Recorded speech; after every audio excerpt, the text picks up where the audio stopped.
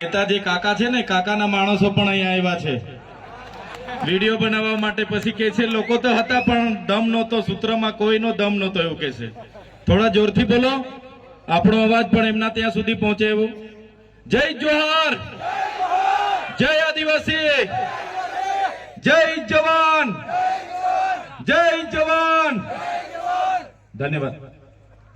આજના ગુજરાત જોડો જનસભામાં મારી સાથે ઉપસ્થિત આમ આદમી પાર્ટીના યુવા નેતા અને વિદ્યાર્થીઓના હર હંમેશ સાથી એવા યુવરાજસિંહ જાડેજા, સાથે મારા સાથી મિત્ર અને નર્મદા જિલ્લાના આમ આદમી પાર્ટીના પ્રમુખ એવા નિરંજનભાઈ વસાવા, સાથે છોટાઉદેપુર જિલ્લાના આમ આદમી પાર્ટીના પ્રમુખ એવા રાધિકાબેન રાઠવા, સાથે નસવાડીના સંખેડા વિધાનસભાના પ્રભારી એવા રંજનભાઈ, સાથે નાનુભાઈ નસવાડી તાલુકાના પ્રમુખ એવા ઈશ્વરભાઈ, સાથે યુવા આગેવાન એવા રસિકભાઈ અને મંચસ્થ ઉપસ્થિત તમામ આગેવાનો, વડીલો અને સાથે મારી સામે ઉપસ્થિત થયેલા મારા પિતા તુલ્ય મારા વડીલો, મારા માતા તુલ્ય મારી માતાઓ, યુવાનો અને ભૂલકાઓ બધા માટે એકવાર જોરદાર તાળીઓ પાડી લઈએ આપણે। સાથે સાથે આપણી વાત ગુજરાત અને દેશ સુધી પહોંચે એના માટે અહીં સતત પ્રસારણ કરી રહેલા મારા મીડિયા મિત્રો અને આપણો કાર્યક્રમ સુચારો અને સારો થાય એની કાયદો અને વ્યવસ્થા જાળવવા માટે અહીં ઉપસ્થિત થયેલા તમામ પોલીસ અધિકારીઓ માટે પણ જોરદાર તાળીઓ પાડી લઈએ।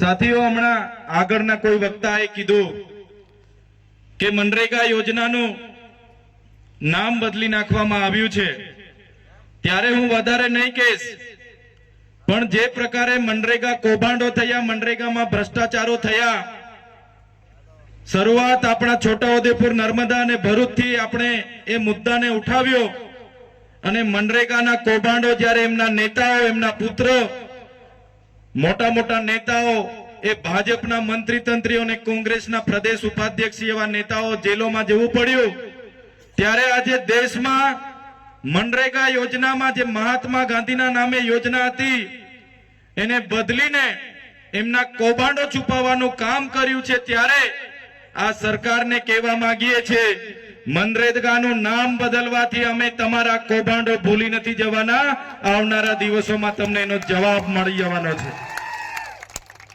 એમણે નામ બદલ્યું, જી રામજી રાખ્યું। આપણા વડીલો બધા કહે છે રામજી તો સૌના હૈયામાં વસે છે, પણ કૌભાંડોમાં એમના નામનો ઉપયોગ જ્યારે આ ભારતીય જનતા પાર્ટી કરે છે, આવનારા દિવસોમાં એ ભારતીય જનતા પાર્ટીને સત્તામાંથી આપણે બધાએ જાકારો આપવાનો છે। સાથીઓ, હમણાં અમારા ડેડિયાપાડામાં દેશના વડાપ્રધાન શ્રી નરેન્દ્રભાઈ મોદીજી આવ્યા। દેશના વડાપ્રધાન શ્રી જ્યારે આપણા વિસ્તારમાં આવતા હોય એમને આવકારીએ છીએ। એ આવતા હોય એટલે ખર્ચાઓ પણ થાય, પણ જે પ્રકારે એમના ભાજપના નેતાઓ, એમના અધિકારીઓએ ખર્ચા ઉતાર્યા અને આદિવાસી ગ્રાન્ટ પૂરી કરી, આદિવાસી બાળકોના સિકલ સેલના બીમારીથી પીડાતા બાળકોના ફૂડ બિલના પૈસા હોય, આશ્રમ શાળામાં ભણતા બાળકોના ફૂડ બિલના પૈસા હોય, કુપોષણથી પીડાતા બાળકોના ફૂડ બિલના પૈસા હોય, આંગણવાડી બાંધકામના પૈસા હોય, શિક્ષણ સારું મળે એના પૈસા હોય, રોડ રસ્તાના પૈસા હોય, અને એ આદિવાસીઓના પૈસા જ્યારે આવા તાઇફાઓમાં વપરાતા હશે ત્યારે ચૈતરભાઈ વસાવા એના માટે બોલશે। ચાહે સીએમ નો કાર્યક્રમ હોય કે પીએમ નો કાર્યક્રમ હોય, એનો હિસાબ અમે માંગીશું, એનો હિસાબ આપવો પડશે। કેમ કે એ પૈસા કોઈ ભારતીય જનતા પાર્ટીના કમલમમાંથી નથી આવતા, એ પૈસા કોઈના નેતાના પોતાના ઘરેથી નથી આવતા, એ પૈસા અમારી જનતાના ટેક્સમાંથી આવે છે। એક એક રૂપિયાનો અમે હિસાબ લઈશું।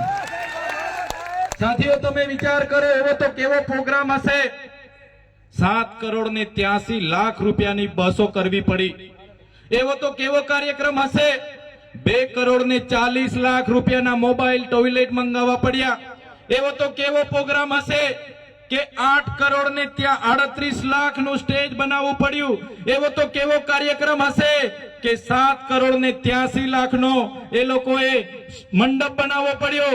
એવો તો કેવો કાર્યક્રમ હશે કે 2 કરોડ રૂપિયાનો એમને ડોમ બનાવવો પડ્યો. એવો તો કેવો કાર્યક્રમ હશે કે 2 કરોડ ને 51 લાખ રૂપિયાનું પાર્કિંગ કરવું પડ્યું.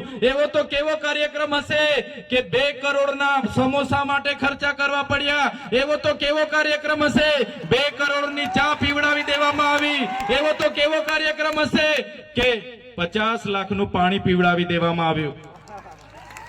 આ તમામ પૈસા એ આદિવાસીઓના વિકાસ માટેની ગ્રાન્ટ હતી, એમાંથી વાપરવામાં આવ્યા.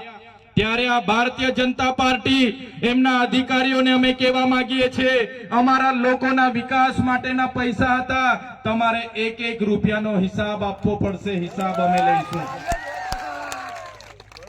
ત્યારે તમે જોયું હશે ગૌરવ દિવસ તો અમે પણ નેત્રંગમાં ઉજવ્યો તો કે નથી ઉજવ્યો?